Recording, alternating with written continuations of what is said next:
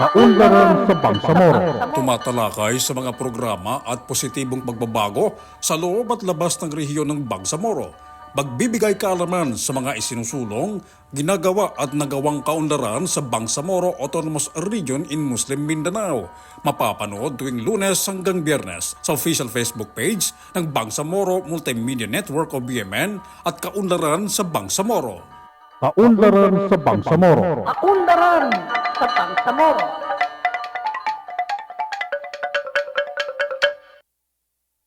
Assalamualaikum warahmatullahi ta'ala jami'an wa barakatuh. Magandang hapon po sa lahat ng aming mga minamahal na mga Bangsamoro. At syempre sa lahat po ng ating mga taga-subaybay at tagapangtagilic ng ating programa.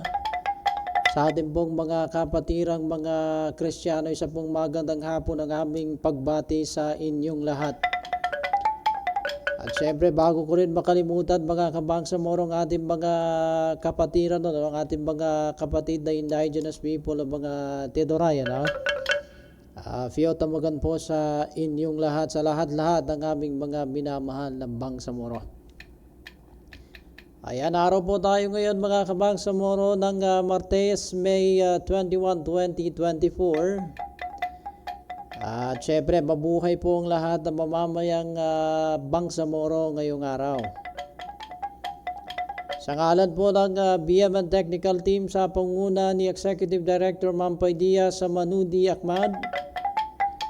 At syempre ang ating palagiang kasama kagapay sa technical control si Sir Hasanuddin Singgon at Ustad Mohamedin Gumaga Sulaiman. Syempre mga kabangsamoro, ako po ang inyong host ngayong araw ng Martes sa inyong ka-network Kabangsamoro. Ang inyong anchorman, si Dato Min Neska. Syempre pinapasalamatan po natin mga kabangsamorong Peace Security and Reconciliation Office sa PSRO, sa ilalim po yan ng Office of the Chief Minister ng Bangsamoro Autonomous Region in Muslim Mindanao, Chief Minister Ahud Balawag Ibrahim.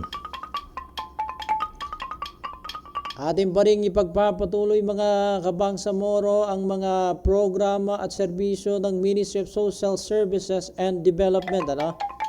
At syempre marami na po tayong natalakay at nag-umpisa po tayo mula January hanggang May sa kasalukuyang taong 2024 mga kabangsamoro.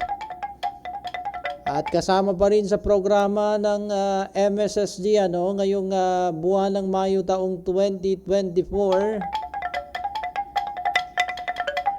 more than 101,800 drought-affected families in North UP, Maguindanao, tumanggap po sila ng relief assistance. Yan po sa pangunguna ng Ministry of Social Services and Development mga kabangsamoro. At kabilang po yan sa impact of the El Nino na kung matatandaan ay nagsimula nung buwan ng Ramadan o bago pa yung buwan ng Ramadan. Dito po, doon po ito mga kabangsamoro sa aming lugar sa North UP, Maguindanao del Norte. Na apektadong mga pamilya, 1,800 na mga pamilya apektado ay tumanggap sila ng assistance. Yan po ay sa pamamagitan sa ilalim ng Maguindanao Provincial Office ay namahagi sila ng mga assistance sa mga apektadong pamilya ng El Nino o di kaya yung 19 barangays in the North UP Municipality, Maguindanao del Norte. Isinagawa po yan mga kabangsamoro, araw po yan ng May 5 to 6 So 2 araw po yan mga kabangsamoro mula dun sa 19 na barangay ng North UP, Maguindanao del Norte. At syempre mga kabangsamoro, yung pinaka-kota talaga o pinaka-nabigyan, yung 1,856 families, So kabilang na po dyan yung kanilang mga tinanggap mga kabangsamoro, yung 25 kg of rice and family food pack, At nilalaman po yan ng mga assorted canned goods, yung mga instant coffee at para po doon, sa pang-araw-araw na pangangailangan. At marami pa pong iba dyan mga kabangsamoro, ano, na nabanggit na natin ano, sa mga nakaraang usapin ano, sa ating programa.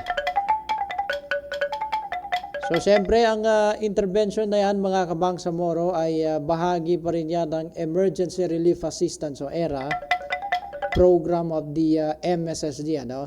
At siyempre, ang pinakalayunin dyan ay para tulungan ano, yung mga apektadong pamilya. At siyempre, yung life-saving intervention ano, para sa bawat isa o bawat mamamayang bangsamoro.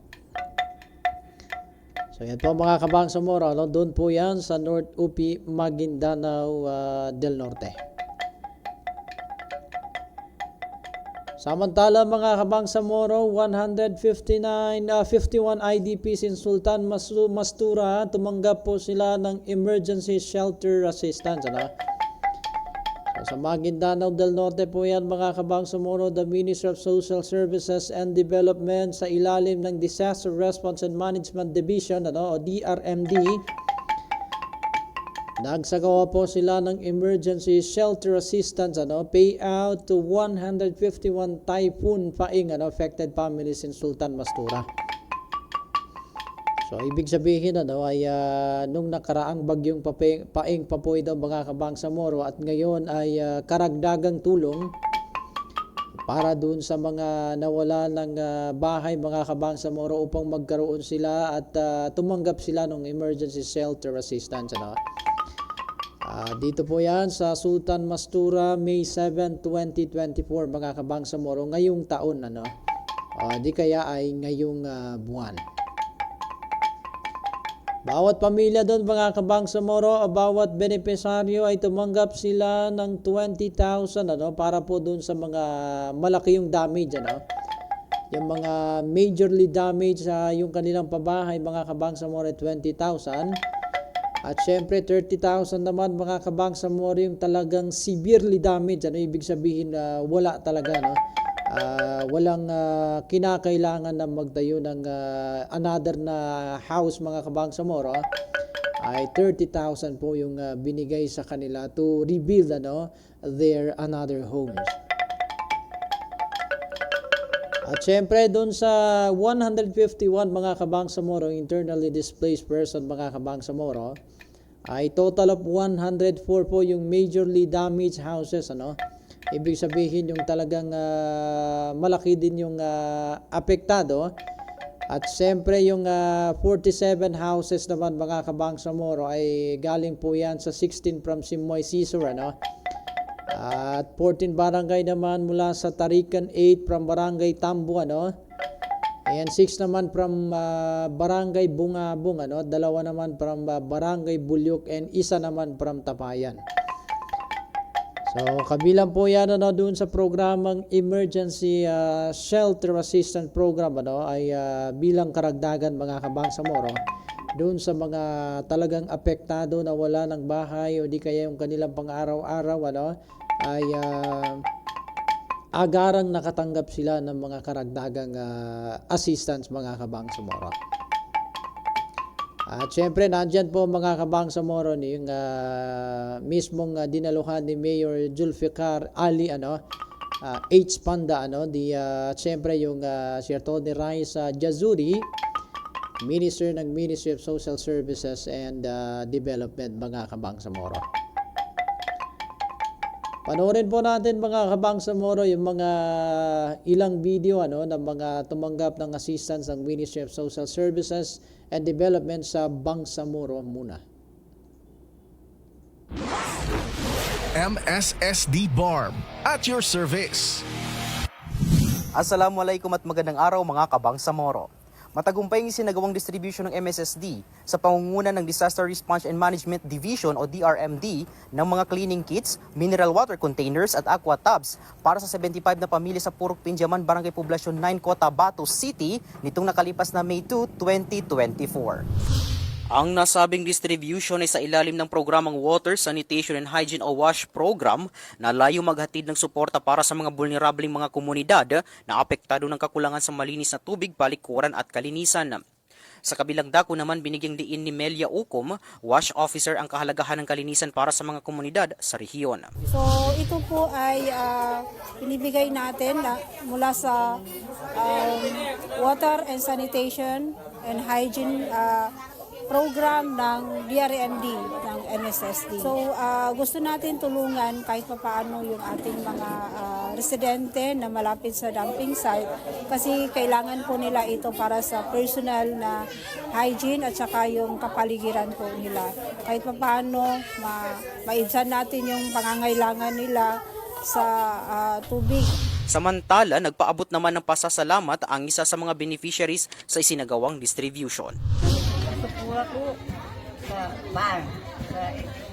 Sobrang naman na. At yan ang ating update mula dito sa Barangay Biniruan, Poblasyon 9, Cotabato City. Sa ngalan ng MSSD Regional Communications Team, ako po si Paris Usman Yunos ng Bangsamoro Muna, MSSD at your service. MSSD para sa Bangsamoro. MSSD Barb at your service. Assalamualaikum at magandang araw mga kabangsamoro. Matagumpay sinagawang ceremonial provision of agriculture inputs for bio-intensive gardening o pag-ibig ng MSSD, katuwang ang MAFAR para sa 301 na mga miyembro ng 4Ps na mga residente ng bayan ng Dato Abdullah Sangki, Das, Maguindanao del Sur. Ginanap ang seremonya sa Municipal Conference Hall ng Dato Abdullah Sangki noong Huwebes, May 2, 2024. Ang programang Pag-ibig ay naglalayong mapataas ang food security at mapabuti ang kalusugan ng mga 4Ps beneficiaries sa pamamagitan ng pagtatanim ng iba't ibang klase ng mga gulay sa kani-kanilang mga lugar. Samantala, matapos ang isinagawang ceremonial distribution ng mga binhi ng gulay, ay magkakaroon ng training ang mga beneficiaries sa kung paano ang tamang pagtatanim at pag-aalaga sa mga gulay. Nagpaabot naman ng pasasalamat ang mga beneficiaries sa MSSD at sa MAFAR. Pantawid beneficiary, ako po ay nagpapasalamat lalong-lalo na sa MAPAR, MSSD at LGU ng DAS, beneficiary ng Pag-ibig. Napakalaking tulong po ito sa aming pang-araw-araw na pangangailangan sa aming pangkabuhayan. Pasalamat po sa ibinigay ng ating Bangsamoro ay sa BARM at sa MSSD po. Magpapatuloy ang pakikipagtulungan ng MSSD at MAFAR sa lokal na pamahalaan ng DAS upang masiguro ang tamang implementasyon ng programa, habang ang mga pantawid workers naman ay sisiguraduhin ng close monitoring at paggabay sa mga benepisyaryo. Maraming salamat MSSD at MAFAR. At yan ang ating update mula dito sa Dato Abdullah Sangki, Maguindanao del Sur.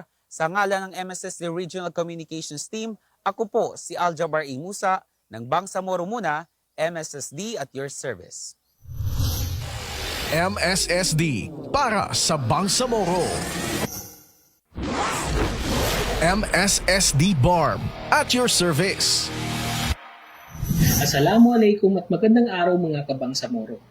Sa pangunguna ng Ministry of Social Services and Development sa probinsya ng Maguindanao, matagumpay na naisagawa ng MSSD ang turnover ceremony ng 74 housing units na naganap sa Barangay Salman, Maguindanao del Sur noong April 30, 2024. Ang naturang pabahay ay naglalayong magbigay ng permanenteng tirahan sa mga 74 na internally displaced persons o IDPs na karamihan ay mga indigenous people o IPs at mga Moro. Partikular na 18 ka-IDP sa Sitio Talpok, 41 naman sa Sitio Ogafok at 15 naman sa Sitio Sukit. Ang mga naturang pamilya ay na-displaced noong 2018 dahil sa armed conflict at family feud na nagresulta sa pagkasira ng kanilang mga tahanan. Mula noon, sila ay naninirahan na lamang sa mga kanilang kamag-anak at wala ng permanenteng tirahan. Naging mahusay na halimbawa ang proyektong ito sapagkat noong October 23 lamang nagsimula ang pagpapatayo at sa loob ng mahigit na 6 na buwan ay natapos na ang 74 housing units. Dumalo sa nasabing aktibidad ang mga kinatawan ng local government units kasama rin ang mga kawani ng gobyerno ng MSSD. Bukod sa pabahay, nagbigay ng pahiwatig din si Minister na magkakaroon ng water system sa bawat housing unit. At sa tulong ng LGU, sila ay makikipag-ugnayan sa Magelco upang ito ay magkaroon ng kuryente. Bukod pa rito, nagbigay rin ng pahiwatig si Minister ng hanapan ng pondo para sa pagpapatibay ng daan patungo sa mga kabahayan. Sa mga susunod na buwan, patuloy na imo-monitor ng MSSD ang proyektong ito upang matiyak na makakalipat ng maaga ang mga benepisyaryo at kanyang mga pamilya sa kanilang bagong tahanan. At yan ang ating update mula rito sa Ampaton, Maguindanao del Sur. Sa ngalan ng MSSD Maguindanao del Sur Provincial Communications Team, ako po si Johan Faris O. Sapalon ng Bangsamoro Muna, MSSD at your service. MSSD para sa Bangsamoro. Yan po mga kabangsamoro, tayo po ay magbabalik sa puntong ito. At yan po yung mga video, kabilang sa mga video ng pamamahagi ng tulong ng MSSD. Ayan, pakinggan po natin mga kabangsamoro yung naging talumpati sa isinagawang Regional Assembly doon sa Lamitan City at sa Basilan at isinagawa po doon sa Lamitan Gymnasium yung mensahe ni UBJP President Chief Minister Ahud Balawag Ibrahim. Bismillahirrahmanirrahim. Alhamdulillahi wa bihi nasta'in. Wassalatu wassalamu ala sayyidina Muhammad wa ala alihi wa sahbihi ajmain. Assalamualaikum warahmatullahi wabarakatuh.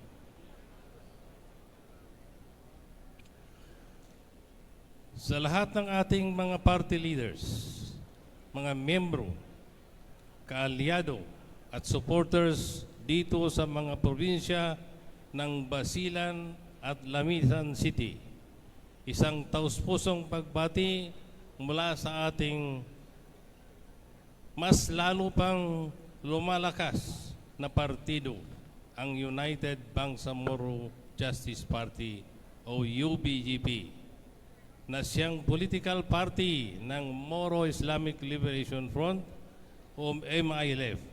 Marami pong salamat sa inyong patuloy na suporta sa ating political party na siyang tunay na may malasakit sa lahat ng Bangsamoro. Labis po tayong nagagalak. Ngayon ay mismong kami na na-witness natin yung dami ng mga membro natin dito sa Lamitan at saka sa Basilan.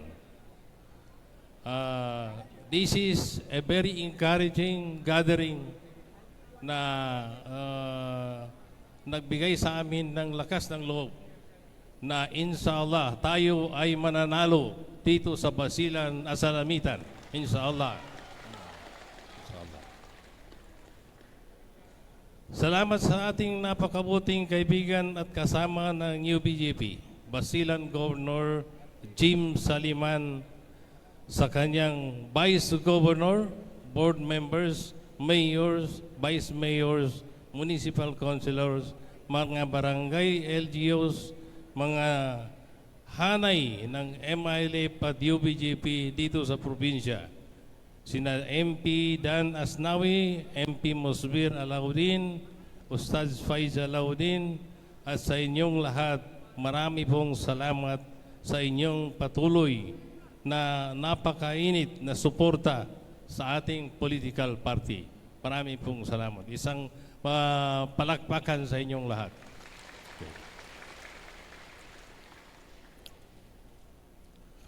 Itong aming pagpunta dito sa assembly ngayon, ito ay patunay at deklarasyon ng seryoso ang MILF sa pamamagitan ng UBJP sa opisyal na paglahok nito sa electoral process sa ating rehiyon at kagaya ng panawagan ng marami, taliwas sa paniniwala ng ilan, kaisa tayo sa panawagan na malinis, totoo at tamang eleksyon sa 2025. So, pagpasok ko lang dito, bumungad sa akin yung Abante Lamitan City. So, palitan na lang, dagdagan natin siguro na Abante ang Bangsamoro. Inshallah. Inshallah.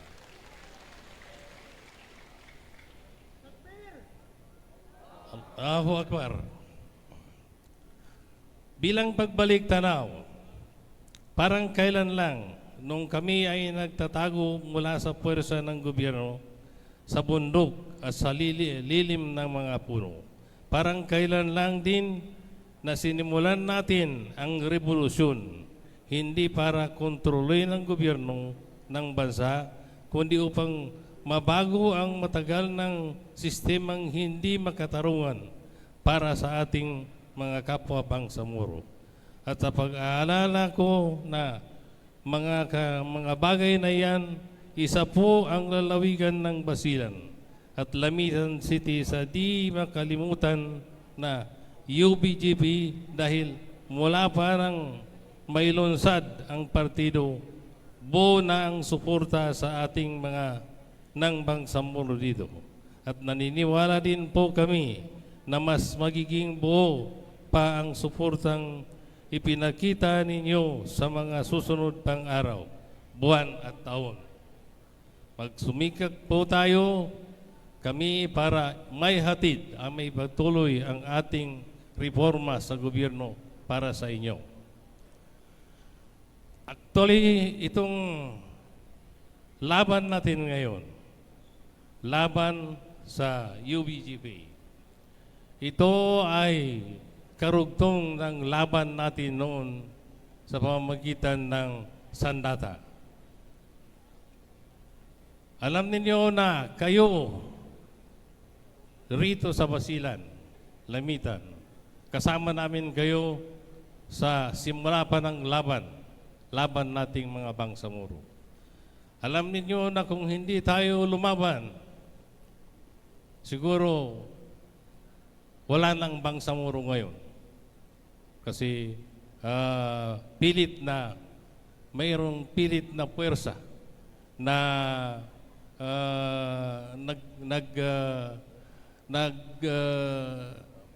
nagpaplano po para mawala yung bangsamoro.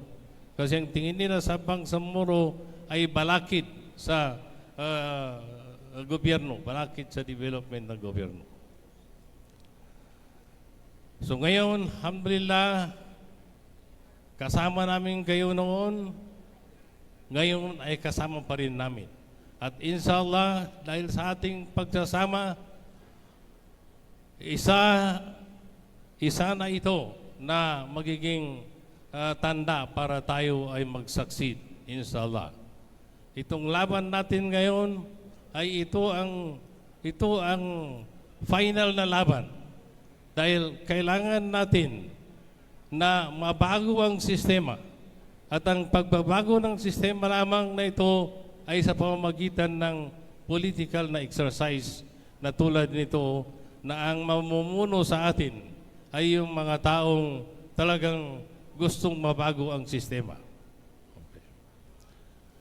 Simula po nung maupo tayo bilang tagapamahala sa BARM, marami na pong tayong nagawa. Marami na po itong natapos, alhamdulillah.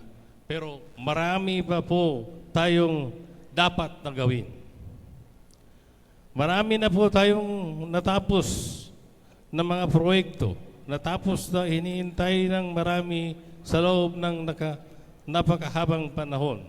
Sa pamamahala na lang naramdaman, marami na po tayong nailunsad na programa na kalusugan, edukasyon at infrastruktura.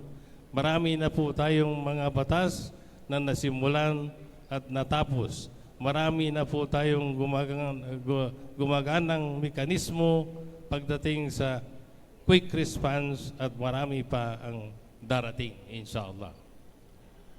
Yung serbisyo ng Bangsamoro, nakita natin na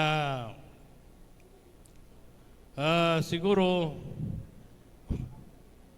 ito ang kauna-unahang sitwasyon na ganito ang naging takbo ng ating gobyerno. So, sa tulong ninyo, sa pagtulungan natin, inshallah magpatuloy itong serbisyo para sa ating mga kababayan. na kailangan ng ating mga kababayan. Ang mga natapos po na nasimulan natin sa loob ng transition period, hindi po ito dahil akin, hindi rin po sa MILF, kung hindi dahil sa inyo.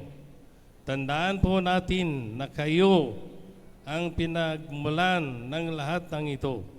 Nasasabi po natin yan dahil ang tanging puhunan lang natin ay ang gabay ng Allah at ang tiwala ninyong lahat na ipinagkaloob sa amin. Sa UBGP, kasama ang ating mga walang pagkapagurang mga party workers, malinaw po ang ating misyon. Kaisa ng bawat bangsamoro ang UBGP sa pagsusulong ng inklusibong pamahalaan, kasama ang lahat upang may sakatuparan ang pagiging principled and genuine political party sa BARM. Sa mga susunod na araw at opisyal nang tayong magpa-file ng manifestation of intent to participate in the 2025 election. Magsimula na ng magbukas ang ating mga barangay, municipal at provincial headquarters na maging bukas para sa ating mga pangangailangan sa partido. So, gaya ng sinabi ko, ito ay continuation ng ating struggle. Gusto natin na may luklok ang UBGP dahil ito lamang ang paraan na nakikita natin na mabago ang sistema na dati ng ating pinaglalaban, na mabago ang sistema. So sa tulong ninyong lahat, sa tulong ng ating mga kapwa partido, inshallah mag-succeed tayo. 2025 mananalo ang ating partido, inshallah, sa parliament at saka sa local government, inshallah. Kaya naman samahan niyo kami sa pagpapatuloy ng mapaunlad pa ang Bangsamoro Homeland sa darating na 2025 regional parliamentary election, inshallah. Mabuhay ang UBGP sa Basilan at Lamitan City. Pagpalain ang Bangsamoro. Wabillahi taufiq wal hidayah. Wassalamualaikum warahmatullahi wabarakatuh. Waalaikumsalam warahmatullahi ta'ala jami'an wa barakatuh. Ayan, so kami po maraming salamat mga Kabangsamoro. At yun po si Chief Minister Ahud Balawag Ibrahim. Siyempre mga Kabangsamoro, kami po ay nagpapasalamat sa lahat ng ating mga tumatangkilik. Walang sawang sumusubaybay sa ating programang Kaunlaran sa Bangsamoro. Sa mga susunod na araw, mga Kabangsamoro, ay abangan niyo po yung mga ibang ministry naman yung ating mapapag-usapan, Insha'Allah. At bago kami magpapaalam, mga Kabangsamoro, lubusan kaming nagpapasalamat sa lahat-lahat ng nagsishare, nagpapalo, ng ating programang Kaunlaran sa Bangsamoro. At sana'y patuloy pa ninyo pong i-follow, i-share yung Bangsamoro Multimedia Network official Facebook page. Saan man kayo naroroon, kami po ay nagpapasalamat sa inyong lahat, mga Kabangsamoro. Sa ngalan ng BMN CEO Sir Tuwali Dalfonso, Executive Director Ma'am Paidia Samanudi Ahmad, at ang ating mga kagapay sa technical side, si Sir Hasanuddin Singgon at Ustad Muhammadin Gumaga Sulaiman. At syempre yung BMN researcher si Ma'am Sahara Saban at Ma'am Hasna Bacol. Sa lahat-lahat po ng sumusuporta at bumubuo ng ating programa, mabuhay po kayo. Ako po ang inyong ka-network, si Dato Minas, kakang inyong anchorman. Maraming salamat and wassalamualaikum warahmatullahi wabarakatuh.